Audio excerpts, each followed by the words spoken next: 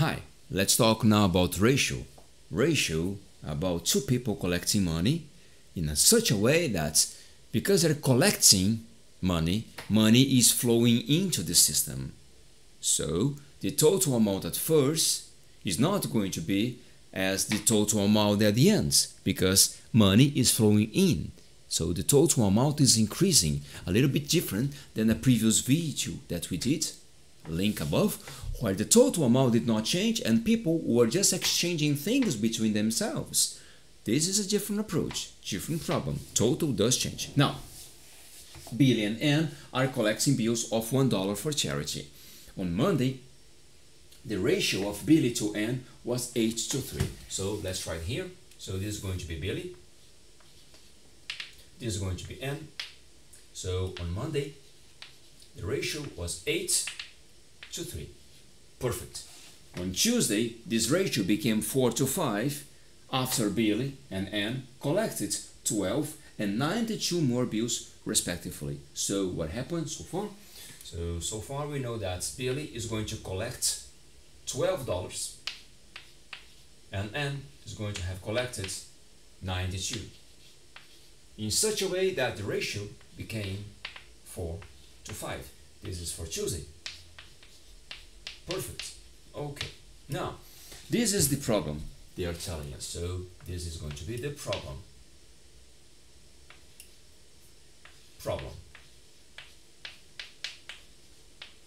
Perfect. Now, on this problem, we have to notice that everything is being changed.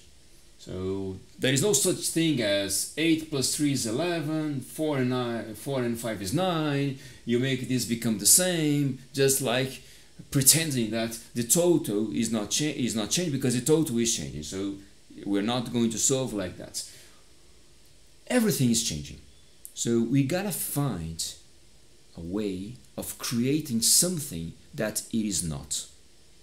Because on problems like those, you gotta find a way. Whatever is the problem, total is changing, total is not changing. We have several complicated things inside. Doesn't matter. You have to equate something. So in somewhere, something is going to be the same. So I'm going to change this exercise into another one where we can solve, and knowing the path that led me to this other exercise, I can reverse and go back to the initial problem. But if you say, "Ah, come on, it's going to take too long." No, it depends. If the way I'm going to solve is way too simple, it's worthwhile to do it on this transformation and then return. So what I'm going to do is this. I'm going to make this final ratio become the same. So I want to find a common multiple between those two, which is 20. So if I multiply this by 5, if I multiply this guy by 4, I'm going to get my 20 and I'm going to be very happy. So 20 to 20. Agree? 4 times 5, 20. 5 times 4, 20. So this is going to be Billy and Ann. And this is going to be our model, not the problem anymore. I am inside my model. Okay? Now, of course, whenever I want to go back, I just have to divide Billy's by 5 and Ann's by 4. This is the only transformation I'm doing. So it's very simple to go back to the initial problem. But this problem is easy because now, look, I created a problem where the final ratio is the same. Perfect. But of course, everything of Billy's must be multiplied by 5 and the whole column for Ann's must be multiplied by 4. If we just do it this fast, this is going to be 40. This is going to be 3 times 4, 12. 12 times 5 plus $60. 92 times 4 plus 368. Okay, now in here I can solve. Why? At the end they have the same amount. So this plus that equals this. This plus that equals this. But notice something. It's not going to be 40 plus 60. Clearly it doesn't match, does it? So it's not going to be. I will never find. I can never equate this. 40 plus 60 equals this, and 12 plus 368. This is never going to happen. You must agree with me. Impossible. This is different. Of course it is different. The thing is, this is 40 units. This is 12 units. Now, if I multiply this by a constant, then I can make this work out. And this is what we're going to do. So, would you agree with me that 40 units plus 60 is this? 12 units plus that is this. So we have to agree with me that this sum equals this sum. At the end they are the same. So this is the core of the thing. So 40 units plus 60 equals to 12 units plus 368.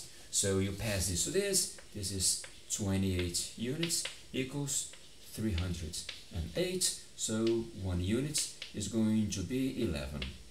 Perfect. Now I can go to our not problem yet. I'm going to call our model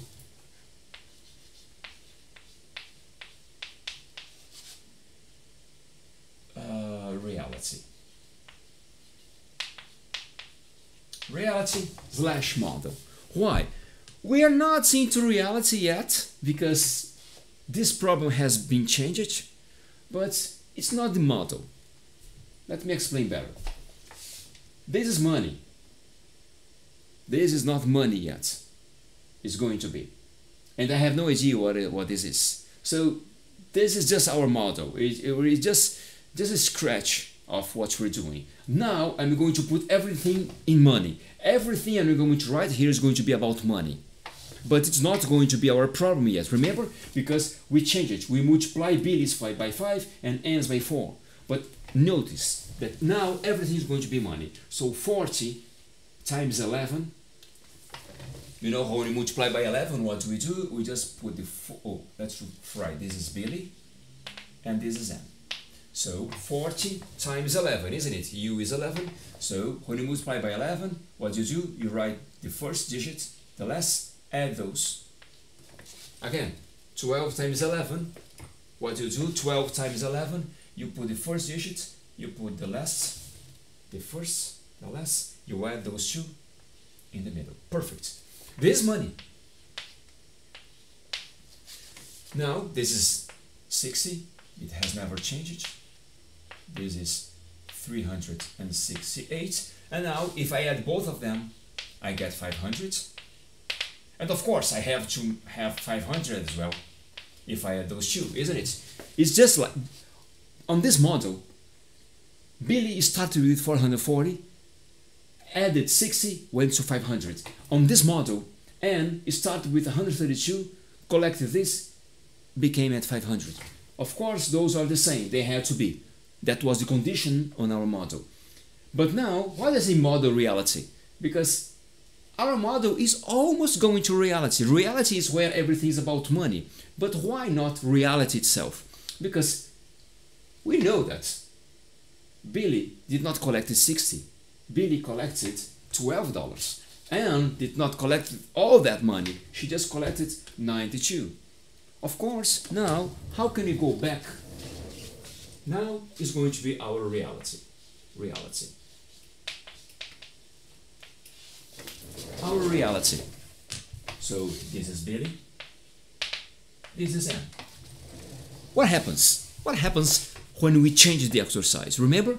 We change it after I decide to multiply Billy by 5. So I have to divide Billy by 5. Then what happens? With N, I decided to multiply by 4, so I have to reverse that. So if I divide N by 4, I'm in business again. So this. So when I do this transformation, then I'm going back to my original problem. Now, this divided by 5 is nothing else than 88. 132 divided by 4, it is 33. Okay. This is the money they actually had at first. Period. This is the final answer. I mean, this is the final numbers I'm going to use for the answer. This is 60. Nothing. No, 60 divided by 5. We have to divide. We multiply the whole column by 5. So we have to divide the whole column by 5. So this by 5 is this. This by 5 is just 12. Look, our 12 is back. And 500 by 5. So this is the final amount that Billy has. Now, what about n?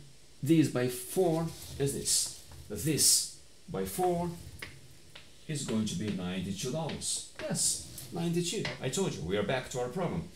And this by 4 is 125. This is our reality. This is what we wanted to reach. And the solution is when we add those two. So our answer is going to be $225. So you see, this is a problem I wanted to discuss with you. I hope you have enjoyed the problem. So the problem, in a nutshell, is this.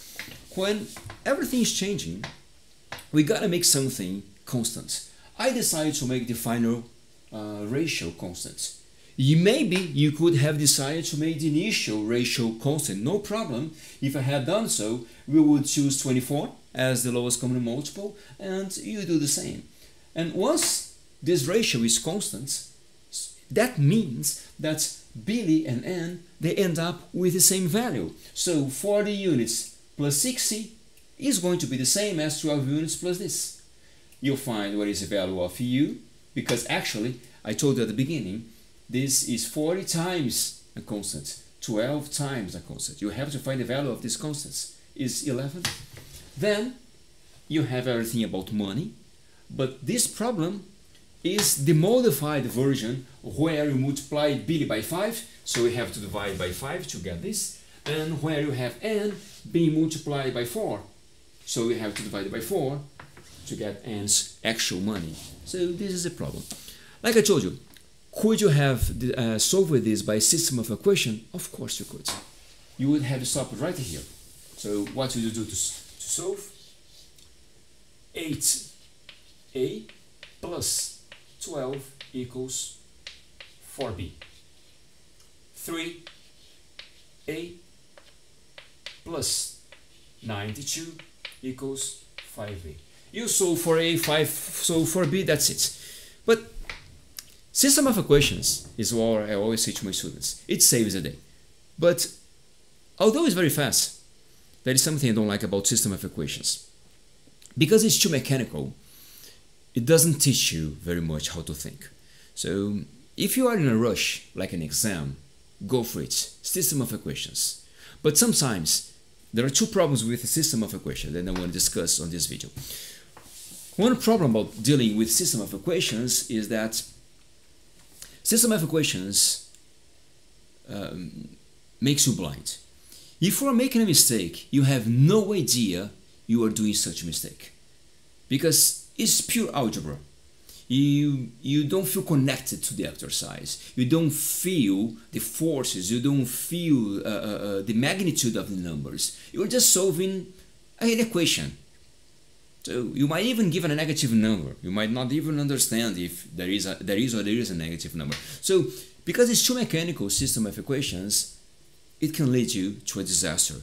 Some other times, the system of equations leads to a very complicated equation where it's going to take so much time to solve it that if you had done something as simple as this, you would not have passed any difficulty. And there is the biggest issue about system of equations is that it doesn't force you to think. And in my channel, the idea is to think. So whenever possible, let's think. Let's reason. This is how we can grow up in math. Of course, this is when you are doing exercise. But when you are being tested on an exam, very likely if you can solve it by system of equation, go ahead. But the idea is to force our brain to reason a little bit further, more and more. So if that video was interesting to you, so if I made you see a different way of solving this problem, thinking differently, trying to see math. You see, trying to see math as an image, not as just a bunch of numbers. So consider giving a like for this channel, for this video, and if you like it, our discussion, please become a subscriber. It's going to be great to have you on board. This channel is growing, and I hope the more likes, the more subscribers. I just hope that we join more and more people, and gathering more people, let's try to form an interesting community here. So thank you very much for your time. It was a pleasure to pass those minutes with you. I hope you have enjoyed. Any comments, please feel free to say whatever you feel need, and see you next time. So have a wonderful day. Bye bye, and until you next video. And please search for these other videos that are around in here. It might be interesting to follow some of them. So see you. Have a wonderful day, and see you later. Bye bye. That's